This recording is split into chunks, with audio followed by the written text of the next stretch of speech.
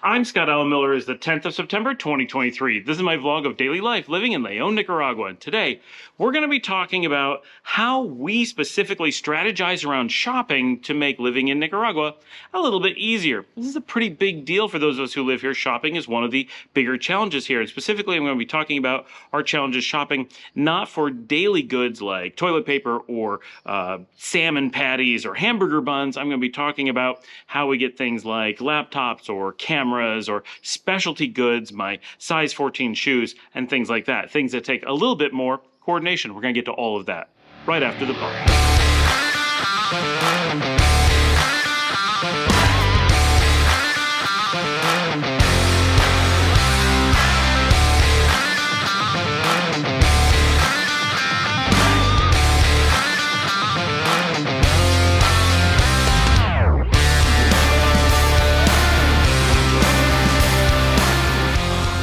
I'm doing this video at a time where we have some important shopping stuff going on. So I'm going to talk about this. It's something we're thinking about currently.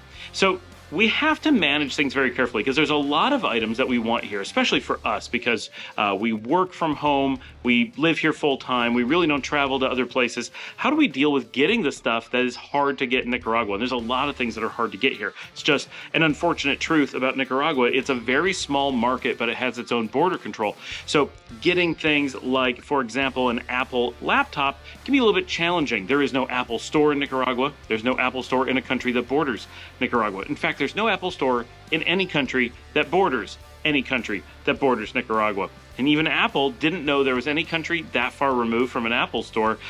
So that's how hard it can be to get support or direct products or whatever. So we tend to ship things in from the outside. Of course, there are products we can buy here, and sometimes, for example, Xiaomi cell phones, you can buy in country at the Mi store and get support directly from the vendor. So that does exist, and you probably are going to adjust some of your shopping to do what makes sense for the market that you're in. So that's one piece of the approach, and of course, those kinds of things will happen, but there's always going to be things that require that you were going to want to have that will require a bit more work and planning, and that's what we're going to talk about today. For us specifically, some of these big items include laptops and other computer parts, my cameras and camera gear, which can include anything from studio lights to microphones, tripods, and so forth, just things that are generally not sold here, or if they are, they're very expensive or very limited in selection. For us, a lot of times, these are clothing items, batteries, refills on things, some specific medications, things like that. There's just a lot of different things. So what do we do? So one of the first things we do is we changed a lot of the way that we approach purchasing. For me, on computers, for example, I switched to using Apple products, specifically since they went to the M1 processor, now the M2. With these, you get lower power consumption and longer shelf life or longer lifespan out of the gear. It's a little bit more expensive to buy per machine, depending on what you get. It can be actually pretty affordable, but at times it can be pretty expensive, and it uses less power. This comes with a lot of advantages. One is that because the machines last longer, we don't need to buy them as often and bring them in. That's a consideration. When you're bringing things in, and it's such a big effort to import them, you're likely to want to focus on things that are going to last a long time. You want to buy better products that last longer in a lot of cases, just because you don't want to be like in the US, you often will buy things that are very cheap and disposable. You're like, I'll just buy another one. You don't necessarily have that option here, so you want things that are going to last. Not always, but it's a consideration. So that is one of the ways that I switched. I moved to Apple products where I get more powerful machines at less money that use less power. And using less power means we're saving money every month on our power bill, and it doesn't generate as much heat. So we're saving money every month on not needing to air condition from that additional power bill. So it's a double win in that regards. So that's been really good. I'm very glad that I made that move. That may not be the move for you, but for me, that really worked out quite well. And it is saving us money overall and making us able to do a lot of things here that may be challenging otherwise.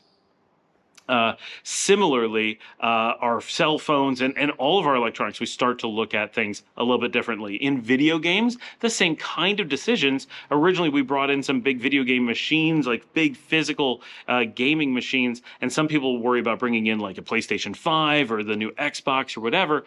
For us, one of the things that we're doing, now we're not absolutely crazy about video games, is we are looking at bringing in things like the Steam Deck from Steam, right? Much smaller, more portable, and while yes, it may not be the most powerful video game experience, it's a very good one, and it makes more sense to get small devices that are very easy to bring in and keep updated than to try to get something big and specialty. And yeah, that may not work for everybody. You're going to need to evaluate your scenario in all cases, but this is a situation where when we lived in the United States, it was cheaper and easier to buy a big video game console or a really big video gaming computer that may use a lot of space because you just throw it in your car and drive it home. Things like shipping it or paying import taxes on it weren't things we had to worry about. But here, because something like that has been dinged for import and it's very large and bulky, making it expensive or problematic to bring, instead we could get the Steam Decks, which in the United States, the Steam Decks give you less power for less money, but here they actually give you more power for less money. Like you actually get more for it. You're never going to get dinged on import on those. Of course, only bring in one per person,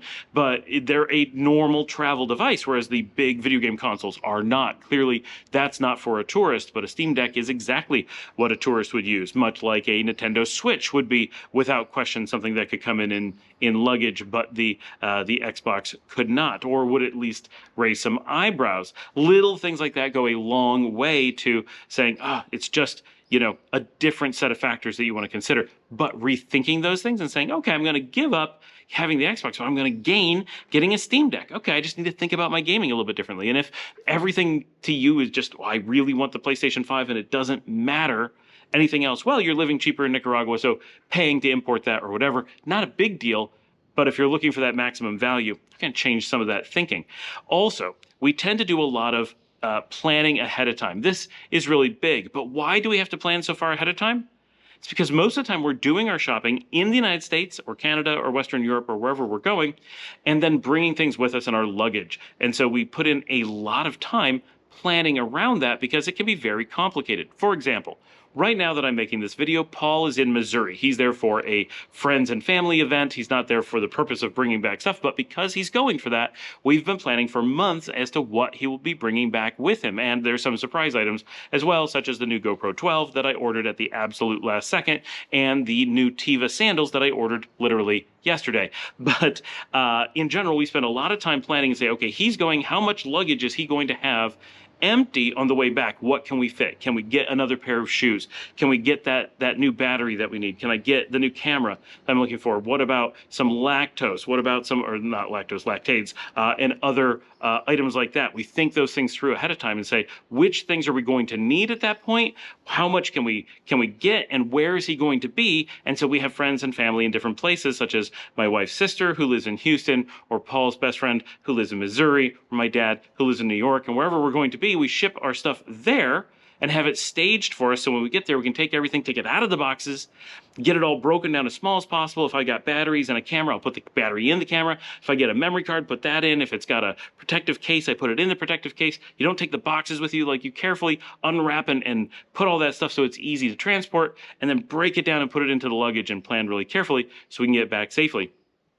And we know some items, like the camera, needs to go on carry-on into a backpack or whatever, whereas a bunch of tripods, for example, or lights will go into the luggage that's going to be checked. And so planning all of that, how much space, how much is going to cost, which items do we really need, which items make the most sense? Do we want to buy really cheap items and just try them out and see if they break, or do we want to get items that we think are going to last quite a bit longer so that we don't have to risk taking things back and forth or having to order it again? Those decisions all play in, and we change what we're planning to buy pretty significantly based on the altered manner in which we have to acquire them. For me, one of the biggest changes that I had to make was when I lived in the United States, we often shopped very rapidly. You would say, well, I'm interested in getting maybe a new gimbal for your phone. And so you just quickly look and say, what is a decent gimbal? What has a good price? What's available right now? I'll just place an order. And if it's not the right thing, well, you can always get something else later. Here, getting that something else later can be really problematic. And there's almost guaranteed to be some time before you place the order in which you have time to stop and think. And so even small orders, just $100 gimbal for my phone, could turn into something that I spend a week researching everything that I can to make sure it's the perfect item. And then when I order it, I'm really confident that I'm getting the thing that I want, and I know exactly how much it should cost, how long ago it came out. I know way more about things, and I spend a lot more time looking at minute details to ensure I'm getting the right thing. This means that overall, I'm actually doing a lot more time shopping and a lot less actual spending money, which is not necessarily the best blend of things, depending on your time and lots of different factors, but it does make living here even that much cheaper because I'm putting in so much more effort to do really good buying. I'm ensuring that my buying process is really good. And so I'm getting higher quality gear at better prices. I'm shopping around to different vendors. I'm waiting for used items to come up on sale. It used to be that if I was looking for, say, a used camera in the United States, I may be like, well, I want to get it this week. If they don't have the one that I want, maybe I'll make do with something else because I want to get it rapidly. And here, if I know I have to wait 2-3 months, I start looking, and I'm more than happy to order an item far ahead of time and have it sit and wait rather than at the last minute not be able to get what I want. I know that the chances of not being able to get what I want are very high, and if I'm really not careful, it may not arrive until after we've been there, and then I have to wait 6 to 12 months before I get something again. So I'm extra careful because of the logistic needs that can be really complex. So those little things have actually, for me, been a positive because I think as living in America, it's so easy, and obviously Amazon and all these companies, they work really hard to give you this feeling. It's so easy to just click the button. It's so easy to just try something. I'm not going to research. I'm just going to buy this thing and have it show up. And once it's here, well, I'm not going to bother sending it back. I could. I'm not going to, right? I'm going to spend some extra money and then, oh, you know what? I used it for 6 months. It broke down, or I used it for 6 months and it wasn't the best fit. I'll buy another thing, right? And because it's so easy and cheap to buy another thing, we just do in many circumstances. But here the universe has made it so cumbersome to purchase things, but not impossible, that we make the effort to research well, to spend well, to get things that are going to last, to get things that truly make sense for us, that really meet our needs. We really stop and think, do I need this? Is it a priority? And we spend our money so much more thoughtfully that I feel we're getting much better stuff at a fraction of the price. And it allows me, I'm into cameras. Obviously, here I am talking to the people who live in my GoPro box. And when I'm looking at getting a new camera, for example, I'm looking at getting a new mainline camera, my number one main everyday, super useful, does everything camera. I have put in so much time researching everything from Panasonic, everything from Sony, everything from Olympus, and I'm really confident finally that I'm getting the Fujifilm XS20 in December. That is almost certainly going to happen. There's really no chance that something's going to come out that is a better fit for me than that camera, and I'm really excited about it, right? And I'm already very knowledgeable about the item. I know all the caveats. I know it's not the top end model, but it's the right price mixture for me. It gets me into the ecosystem that I really think I need to be in. It's the perfect fit. And I've done really 2.5 years of research on, I think I need this. And it's not just, this is the product I think I need to get. It's also, I've saved up the money. So I already have the cash for it. I'm not going to go into debt to get it. I'm not going to, use the credit card. We don't normally refer to credit cards that way, but that's what we're doing, right? I'm not going to use a credit card. I have the money. I saved up. I earned it specifically for this. I earmarked it. I know exactly which lenses to get in which order. I know exactly which model I'm getting. I know all the pros and cons of all the different ones. I know everything the competitors have. I've thought about it for years. I waited for new models to come out. I really evaluated, is this something I will use? Is it worth the money to me? Am I getting the right model? I'm not jumping the gun in any way. And sure, a lot of photographers are going to be like, I can't put in that kind of time. I'd be better to get a couple cameras and just use them and find out. That's absolutely true, but this is not my professional gear. It's just stuff I really enjoy. And so I may save $1,000 to $2,000 on this purchase because I've been forced to be more thoughtful and really plan and take the decision cautiously.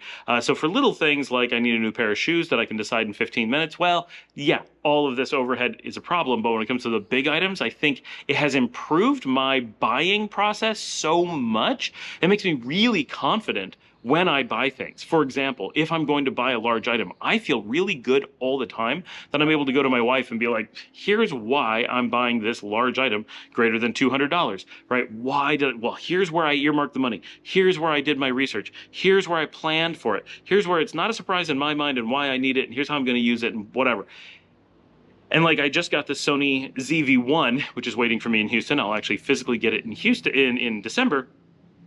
And with that, I was able to go to my wife and say, here's where the community came up with the money for it. Here's where this is the model I researched in this way. I waited months to be able to get the model in white because it would work better for me. And she was like, you better not jump the gun and get black because you're impatient, like you're putting in all this effort, it better be the right thing. And I did, and I have the white one waiting, and she's so proud of me, even though I spent $500 getting this camera that I don't necessarily need, but I do think it's going to up our game here a little bit and help with some of my other channels as well. And it's just going to make me happy. Sometimes it's worth spending some money, but really thank you to all of you who made this possible, especially Frank Javier, who did so much to promote the channel and that challenge to make that possible. But it really was, everyone jumped in, and so many donations and so many people earmarked money for, yes, we're getting this camera and doing this thing as a community.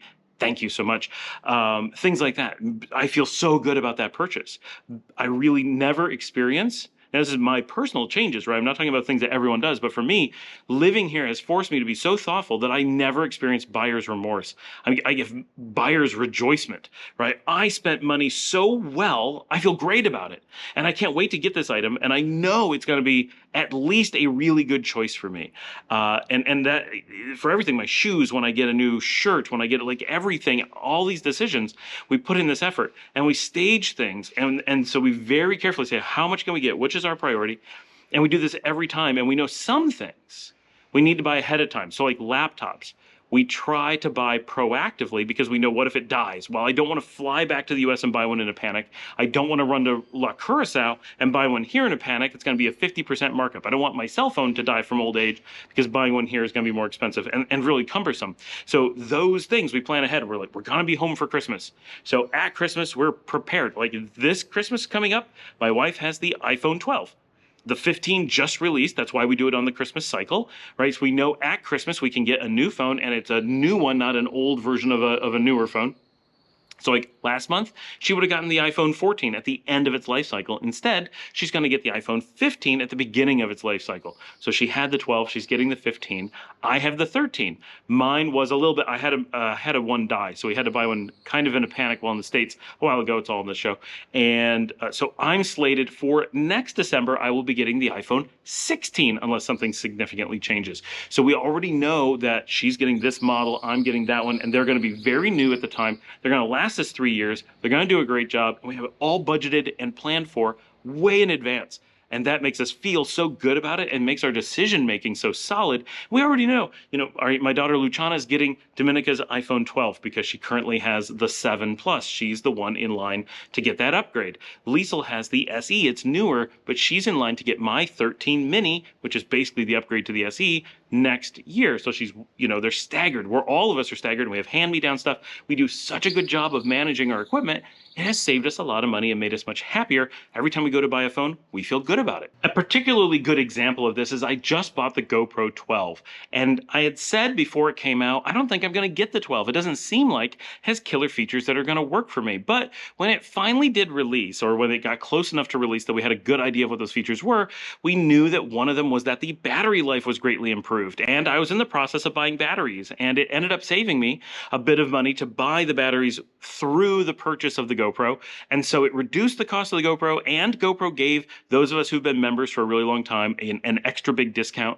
And the camera came down in price this model year because they didn't do the big updates like we were expecting. So I ended up getting a really heavily discounted, one way or another, camera. And I was able to make that decision really quickly, which goes against the things I said. But because I knew it was coming out on that date, because I had already evaluated features and knew what to be looking for, at least what to be expecting, what to be interested in, because I knew I had to buy batteries, and I knew it was going to offset that, because I had all these things lined up. When the combination of the GoPro 12 came out, and it was going to offset some other costs significantly, when it came out with as much as a 33% discount over the expected price, when it came out and the DJI Pocket 3 that I had earmarked money for all year long never came out. We were expecting it at the end of last year. Then it was announced, it was soft announced, like it was going to come out in February. And then we thought for sure it was going to come out like this fall. And it just never came out. And there's no reason to believe it's ever coming. Like we think maybe they've discontinued the line, just given up on that product, as amazing as it is. With all of that, it was like, well, maybe I need to stop thinking that it's on the horizon and have that money that's earmarked for it go somewhere else that I can use now and be practical. So when the GoPro 12 came up and was potentially a really good deal, I had the money ready for a similar purpose, and I was able to spend it without having to dip into any budget that was unprepared for. And just because all of that process was done ahead of time, I was able to make that decision split second when GoPro announced the product, and I was able to get it same day as release and actually have it in my hands on release day, or in Paul's hands at least, on release day, which is something that's very hard to do. We had a very tight window to get everything to him in Missouri so he could bring it all with him down to Nicaragua, and we're going to have all that stuff on Monday when he gets here. So that ends up being this really great shopping process that gets us what we want, does a great job for us, saves us a lot of money, and makes us very happy with living here. And overall, this process, all of this planning that we do up to 6 months in advance, like I have a notebook. I'm tracking, here are the items that I think I need in December. And I will, in early December, place orders for all that stuff. And some of it I'm going to get early. Like I want to get a new Nikon 50 millimeter f 1.4 f-mount lens. Like they're old fashioned DSLR lenses that I'm going to use on my D3000. And I know I want that. And I know that it's used. And I know that it's not a reliable supply like something you can get at Walmart. I have to get it from a used dealer. So I'm going to check and get a good deal on that, and I'm going to send it to my father's house ahead of time so it's there waiting for me. And he'll be able to check it, be like, yep, it's not broken, it looks good, whatever. And we'll have plenty of time in case there needs to be a return, plenty of time to know it's there and plan for packing it into our luggage and all that kind of stuff. Those items I'll order way ahead of time and have sitting there, just like my Sony ZV-1 has been sitting there for a month already because I had to get a white one, and only, I think, 3 white models have been on the market, the used market, all year in the US. Like that's crazy how few there are. So those kinds of things, I'm able to wait a really long time and get exactly the model I want because I have patience because of this process. And I think it's really worked out well. So with all that planning, months in advance, I mean, we know every little thing. I know I want a Tascam microphone and an input device. I know I need some USB, like simple stuff, little things. Plan it all out, get the right model, have it sitting waiting, wait for sales. Everything's perfect. And in the end, I think we're living a life where, one, we're much less consumer driven. We're not spending money on things we don't need. Everything we have, we plan for. I think that we're spending less per item. We're getting the same items or higher quality ones at better prices because we're putting in that effort. I think we look forward to it more because we have this anticipation, both from doing the research and from being forced to wait. I think overall, we are getting more use out of the things we own while collecting fewer things. We're not filling the house with things just because, well, it was kind of cool looking. I was walking through the aisle. They had something for sale. I thought I'd give it a try. And then it's a thing you just put on the shelf and never use, right? We don't have that kind of stuff. Everything we have is very intentional. And when you get intentional shopping, with a lot of research and very carefully evaluated, and you get past the emotion of being like, I got to buy this now, or I got to make a decision quick, or I just want it, so I'm gonna click the button, right? Get past those emotions. I think you end up being much happier with the thing when it arrives, and you're like, I know I did my research. I earned this new camera. I earned this new pair of shoes. I earned whatever. I feel great about it. I have it. This is the thing that I need, that it makes sense, and it actually contributes. I say, it's huge negative in general coming to Nicaragua that you're giving up this amazing shopping ease that the United States has, or Canada or Western Europe. But for me, I have found that the actual lack of ease has forced me to be a much better shopper, a shopper who takes it much more seriously, and I am happy with the lack of access in general. Once in a while, I'm like, I really wish I didn't have to put in so much effort to go find this adapter that I need. Like those kinds of things I hate. But in general, especially with large items, I say, okay, I'm going to stop. I'm going to think. I'm going to do better. And I am going to be happy when it's done. And it has worked. We spend less. We live better. And it's just things we've done to adapt well to an environment that's different. I think it's made us happier overall. Thanks for joining me. Like and subscribe. If you'd like to support the channel, get down there and buy me a coffee at buymeacoffee.com/Scott Allen Miller. That comes directly to me and helps maintain this channel, helps get the new GoPro 12, it helps pay for the tripods. And there are lots of things that I do need for this channel. It is very expensive to maintain. And if you're looking for help with relocation, shoot us an email, info@relocatenicaragua.com. If you didn't see the other episodes where we mentioned it, I did write a book, if you work in IT, Linux Administration Best Practices for PAX Publishing. It's on Amazon. pick up a copy today and leave a positive review. Give me 5 stars. Makes a huge difference. You have no idea. And as always, share with your friends, family, post on social media, and I will see all of you tomorrow.